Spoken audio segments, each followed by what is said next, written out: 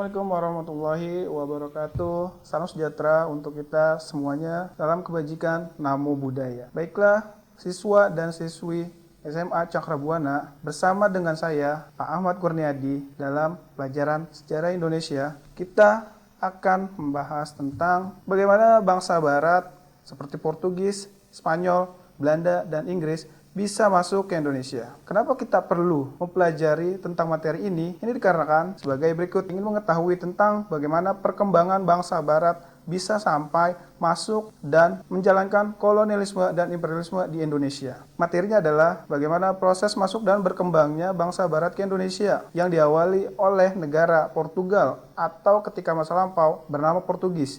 Yang kedua, negara Belanda. Yang ketiga adalah negara Spanyol. Dan yang keempat adalah negara Inggris. Kolonialisme dan imperialisme bangsa Barat di Indonesia dimulai ketika masuk bangsa Eropa ke Nusantara yang diawali oleh berbagai bangsa Eropa di Indonesia. Dan berikut ini adalah latar belakang mengapa bangsa Indonesia atau bangsa Eropa itu datang ke Indonesia. Alasan yang pertama bangsa Eropa masuk ke Indonesia yaitu jatuhnya kota Konstantinopel ke tangan penguasa Turki Utsmani.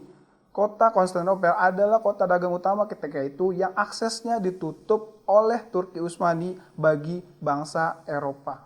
Yang kedua, alasannya adalah Marco Polo dalam perjalanannya ke Cina memberikan hal positif atau memberitahu kabar baik kepada bangsa Eropa lainnya. Alasan yang ketiga, bagaimana penemuan Nicolaus Copernicus yang didukung oleh Galileo yang menyatakan bahwa bumi itu bulat.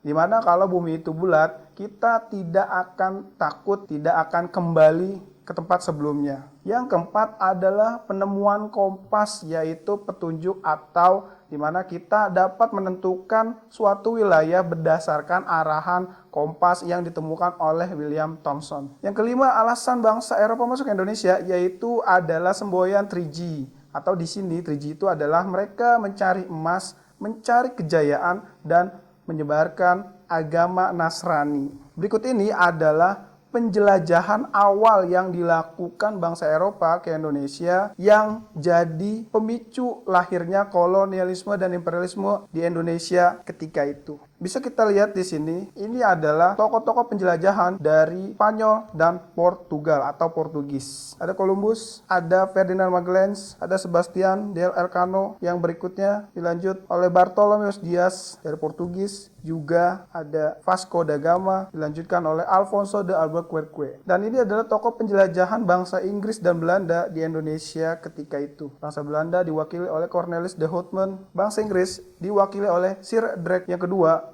ada Sir James Lancaster, yang ketiga adalah Sir Henry Middleton atau Sir Henry Middleton. Berikut ini adalah peta konsep dari artian kolonialisme dan imperialisme. Ini adalah pengertian dasar dari kolonialisme dan imperialisme. Kolonialisme adalah usaha untuk melakukan sistem pemukiman warga dari negara penjajah ke negara yang dijajahnya. Contoh kasus adalah negara Inggris banyak menempatkan penduduknya di daerah jajahannya seperti banyak warga Inggris yang dibuang ke Australia dan sebagainya. Berikut lanjutan adalah imperialisme. Pengertiannya adalah memperluas wilayah dari kekuasaan negara penjajah tersebut yang intinya salah satunya ingin mendapatkan gengsi atau kehormatan di mata dunia bagi negara yang memperluas wilayah kekuasaannya. Berikut ini adalah bentuk dari kolonialisme.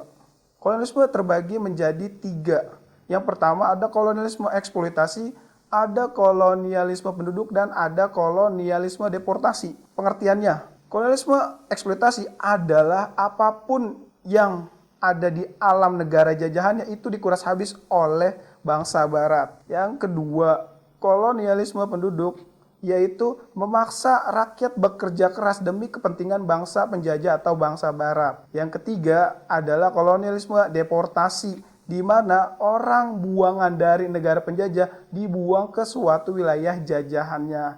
Contoh kasus lagi adalah bagaimana warga asli Inggris dibuang atau dipindahkan ke negara Australia, salah satunya. Berikut ini adalah pengertian atau bentuk lain dari imperialisme terbagi menjadi 2 zaman, yaitu zaman kuno dan zaman modern. Kalau imperialisme kuno itu terfokus pada 3 hal, yaitu gold, glory, dan gospel. Mereka tujuan utamanya hanya ini ketika itu. Yang berikutnya, imperialisme modern terjadi setelah revolusi di Inggris, yaitu revolusi industri, dan lebih fokus kepada pengembangan bahan baku industri. Mungkin sekian materi pelajaran kita di kelas 11 dalam pelajaran sejarah Indonesia kali ini.